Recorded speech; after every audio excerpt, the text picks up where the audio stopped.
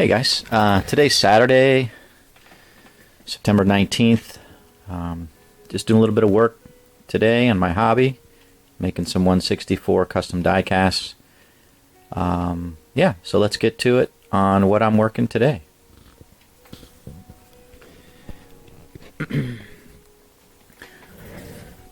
So, fulfilling custom requests for this Twix car, as well as for this Brandon Jones car, and also working a few of these other Xfinity Camaros for Kyle Larson and a Brandon Jones one.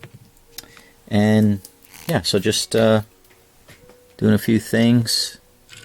Need to put these roof lines on this Brandon Jones Geldwin car.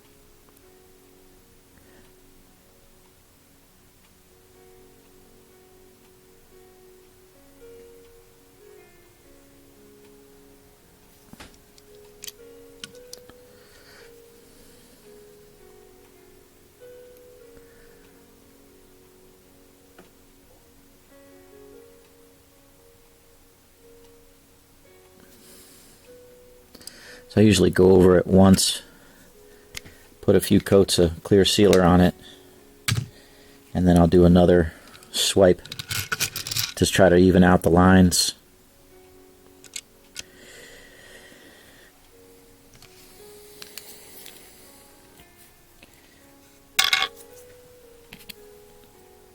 Some of these interior pieces on these cars over here.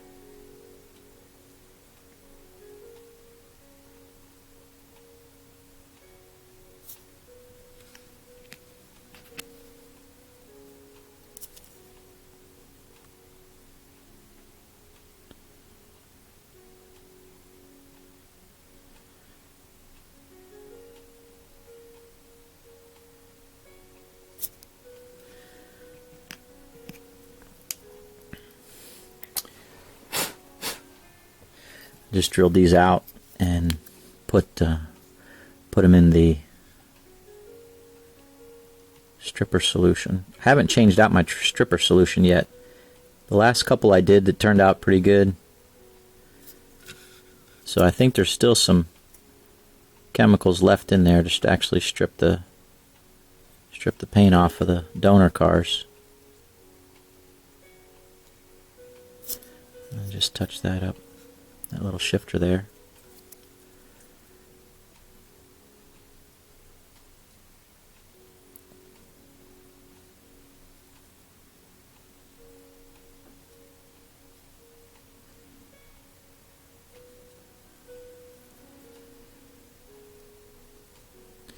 I like to go around the edge of this black seat just to add some color to it. I know gray is not much of a color, but just to add some color to this, not coming out very well.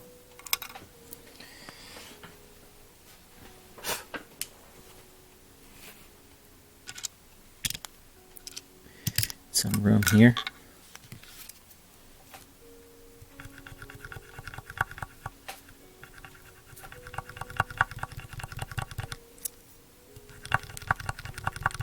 That's why I keep these little pieces of, it's not paper, it's kind of like a thicker paper,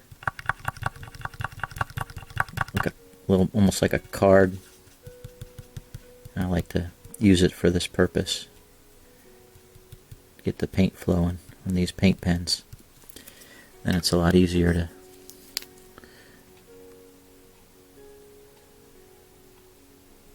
to get it on there. Of course, this is actually coming out pretty thick here.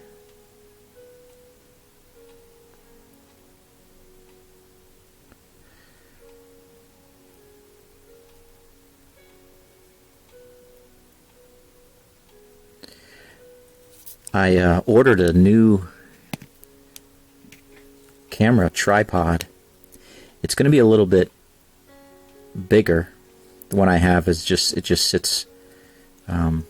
It's probably like a 6-inch. And I'm hoping that this new tripod, I can kind of stand it up on the floor next to me and give you all like kind of just a better a better angle at what I'm doing as opposed to kind of at the side, just kind of raised up a little bit. And yeah, more of the view that I get from my eye level down to the to what I'm working on. Just, you know, primarily because as I try to do this and show you guys, it's not a natural position for me. So, like if I hold it like this, obviously this is not how I normally do it. And I want to be able to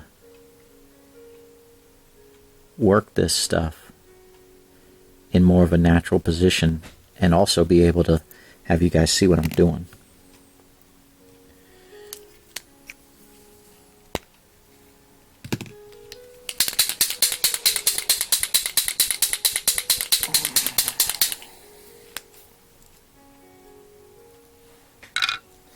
Actually, it looks like this is ready to go. So on these Xfinity ones, there's a little, this interior, right? There's a little box that's right there. And I like to just, I kind of just take this, because there's no fire extinguisher in here. So I just take this red paint pen. Oops, I got a little bit outside the box. And I just kind of touch up that box there. You can see I got like a little bit on that side there. I'll just scrape that off with my X-Acto knife once that dries. Ever so carefully without scratching the plastic too much.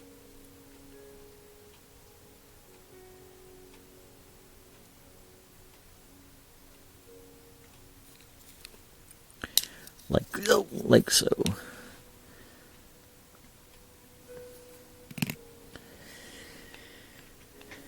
And then I take this and I just do this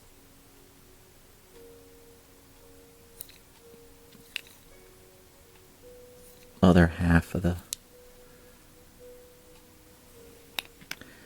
dash. Again, just to give it some color. It's kind of bland otherwise. Like that.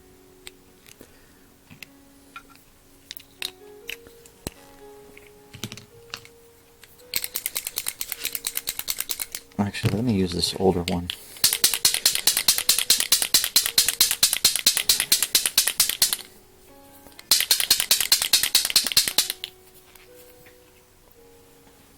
There's still just a little bit of paint left in this paint pen. I'm not one to so I definitely don't like throwing away stuff that still has life, still has value. I grew up on peanut butter and jelly, for example. And when that peanut butter jar gets near the end, I get a spatula and I scrape the sides and I get every last drop of peanut butter out of it before I throw it in the recycle bin. So yeah, if there's a, I was gonna say an ounce. If there's, a tenth of an ounce left in this paint pen, I want to get it out, and I want to use it before I throw it away. Just, I don't know. That's just the way I am. Very like to use things up before I chuck it. So I just go around the edge of these things.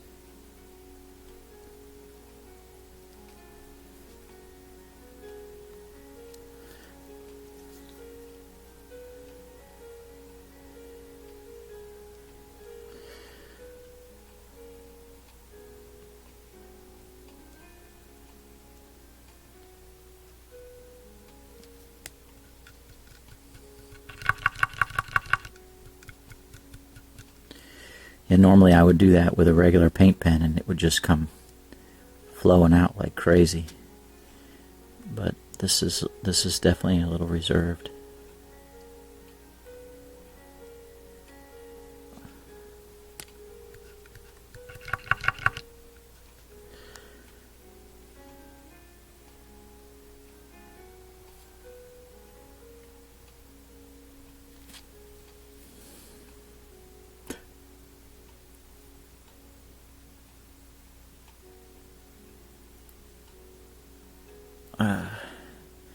I was trying to figure out if this was a Larson car or not. And it's not. This can be a Brandon Jones car, so I wasn't sure for a moment. I hesitated crossing off Larson's name on the back of this window piece.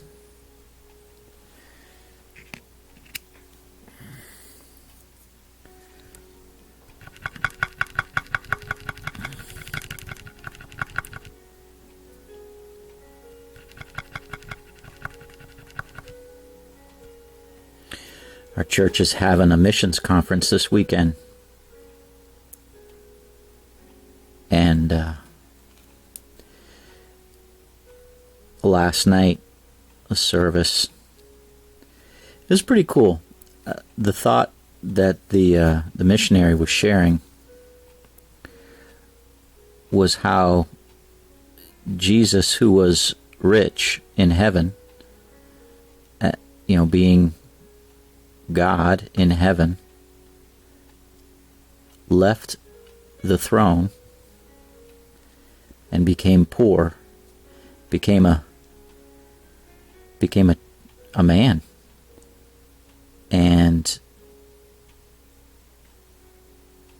with all the limitations that humanity is. So he left his throne in heaven, humbled himself, became a man. So he became poor.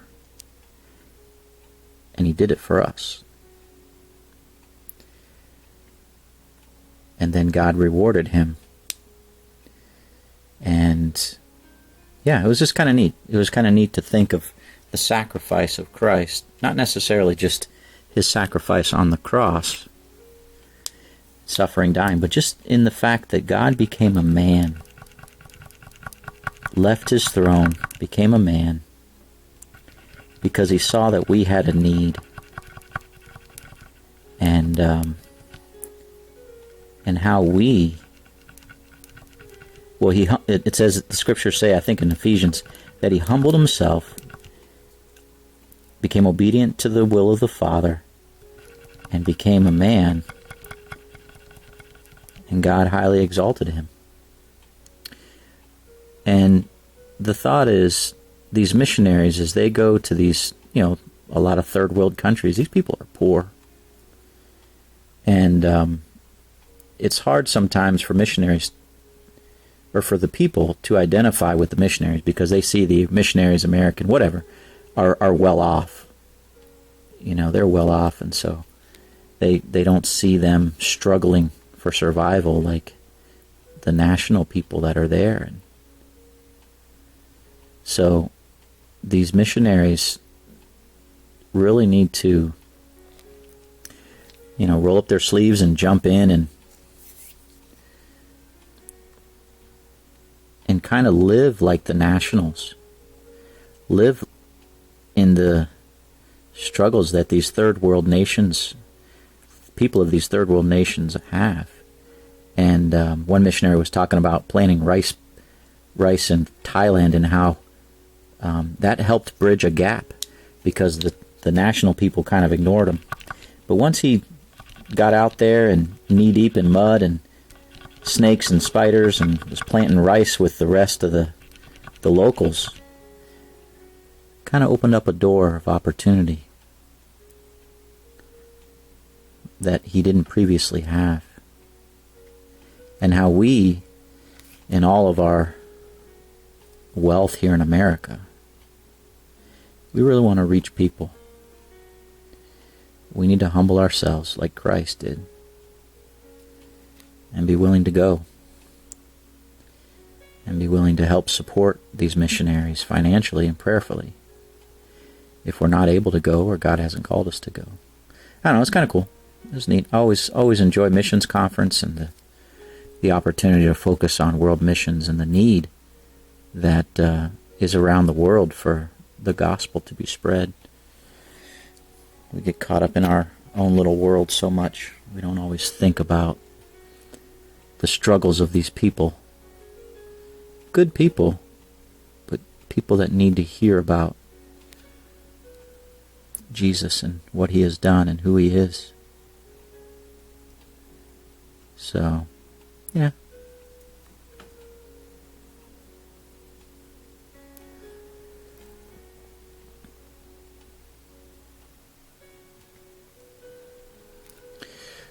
Okay.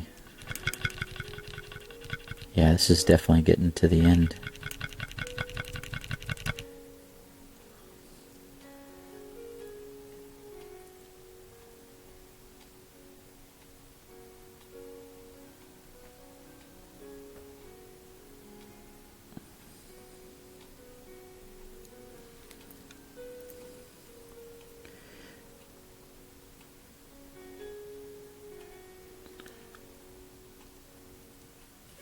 Okay. Alright, so that details the interior pieces for those two.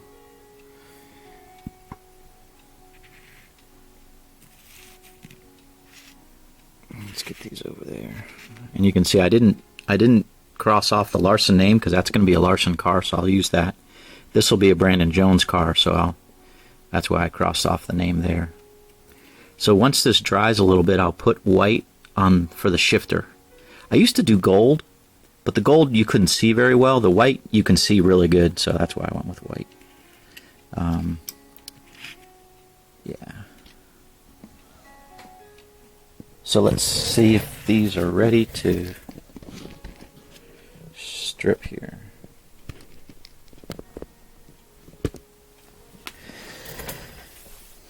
It's been a little bit more than a half an hour. We'll try see if it's ready. If it's not, I'll put it back in.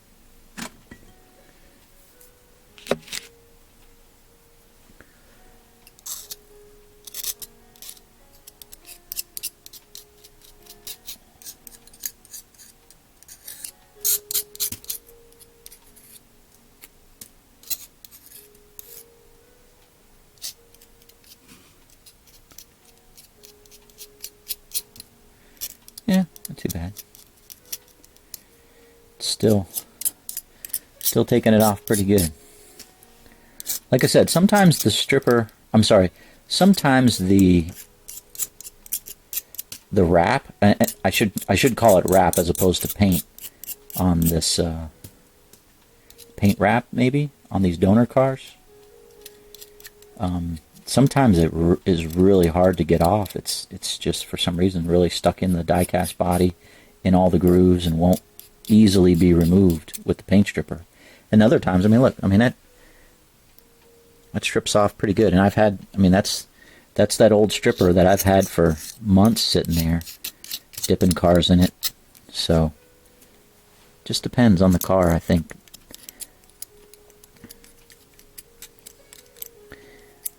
But yeah, in a few weeks, I'm sure I'll swap it out. Because I before I add a lot of new stripper to this old stripper, when it gets low enough and the colors get changed, I'll swap it out.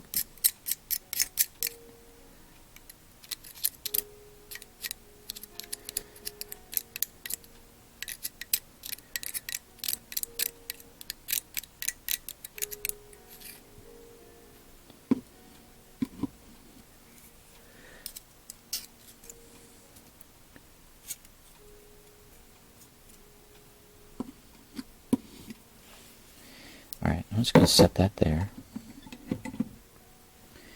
We'll see what this formerly Enos car is doing if this stripped off.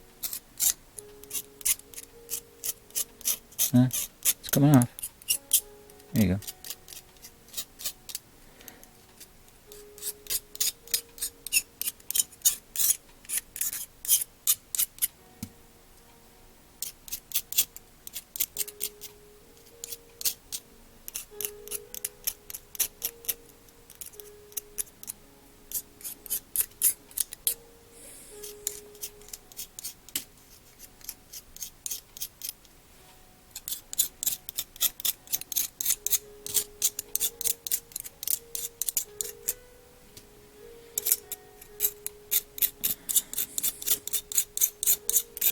Yeah, it's not coming off as easy as that other car. Sometimes the white undercoat or whatever they put underneath it to make it stand out a little bit better, the white makes it a little bit harder for it to come off, but if you're persistent, it'll come off.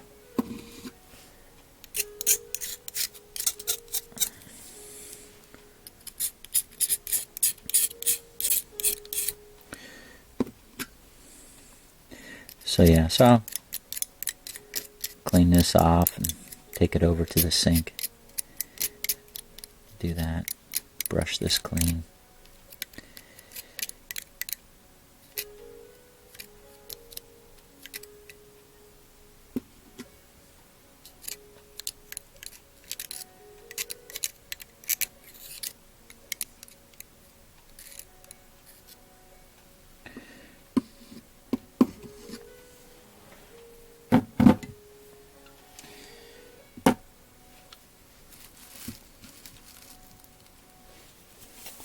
So I'll do that.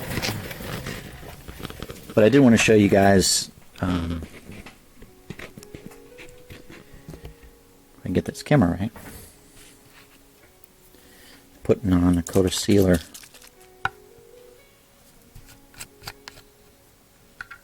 It's Brandon Jones' car.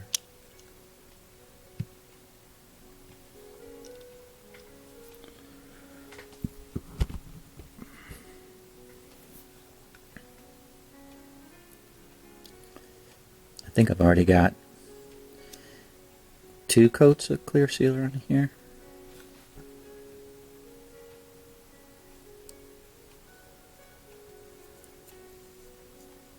I used to not go over the windows, but I saw some people on Diecast Crazy, I think that's the forum, talk about doing it. Also on the Randy Ayers forum. I don't know if that's still around. It's been a few years since I've been on that forum, but those guys would take the plastic pieces, the clear window pieces, and dip them in this stuff in order to, you know, just put a protectant on it and to give it a glossy finish. I don't dip it, but I definitely go over it with the brush. On these light colored cars, you gotta watch the little like specks and different fuzzies and things, because whether it's in the air or it gets in the sealer or what, it's definitely noticeable when you're you know, putting this clear sealer on. You don't want to get that stuck in the finish. Darker colored cars, obviously, you can't see it very well.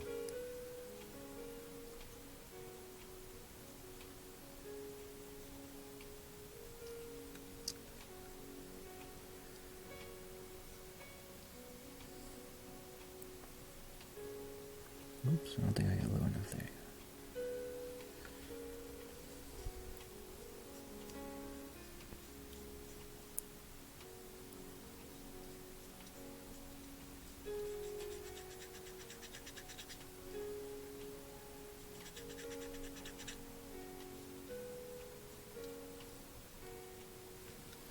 Okay. So one thing I wanted to show you guys on this car, so you can see how the black is around here and the back and this side. So what I did was I went ahead and I got my black paint pen and I just painted the bottom here where it was yellow on both sides and around the back, just to kind of clean up any seam that you might see of yellow underneath the black decal. And I didn't go up into the wheel well because I didn't want to get it on the tires or get too much paint to cover up the decal here, but just along the bottom. I think it just provides a little bit of a nicer finish, and again, hides any yellow that might pop up underneath those decals. I like it. I just trying to make it as neat as possible, as nice as possible, without, taking away from the decals and the sponsors and things like that. So it takes about 15-20 minutes for that to dry completely before I'll put another coat on.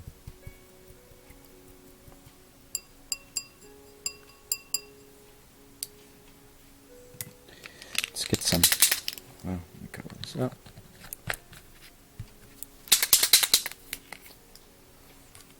So this is what I do with the white.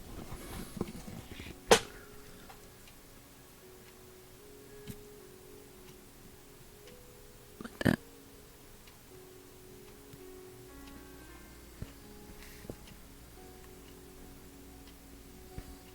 And then those are pretty much done. So, all right. All right, guys. That's all I wanted to go through today. I'll keep working this stuff. Real quick, I'll show you what I got going, or what I got coming on. I think I may have showed this before. Got this PPG Ryan Blaney 2015 to do. Special request 2013 Eric McClure Reynolds wrap number 14. That'll be silver with those decals over top of that, so that'll be cool. It's an Elliott Sadler one. It's a Keselowski, so that'll be white with the blue. And then I've got this Ryan Blaney where I use some of the decals, his name in particular, and windshield thing. But this is his 2015 black Darlington car that when he drove for the Wood Brothers. And I'm going to steal this Ryan Blaney signature off of this, and I'll find a Ryan Blaney windshield banner to add to it. And I'll make that number 21. That's a rare car. It's kind of got the Wood Brothers, a bunch of pictures all over it, back from 2015. And then, with the election coming up here in November, I had this from 2016 when Reed Sorensen drove this Trump-Pence Make America Great Again car, 2016. So it's a white Toyota Camry, and I'll use this Denny Hamlin car. And so it's got silver rims. So yeah, so I'll make that. Number 55, Reed Sorensen. Trump-Pence 2016. And yeah, see if anybody's interested in the little nostalgia from 4 years ago when he ran this scheme and Donald Trump upset Hillary Clinton for the presidency. So that should be interesting. All right, guys. You take care. God bless. And we'll talk to you in the next video.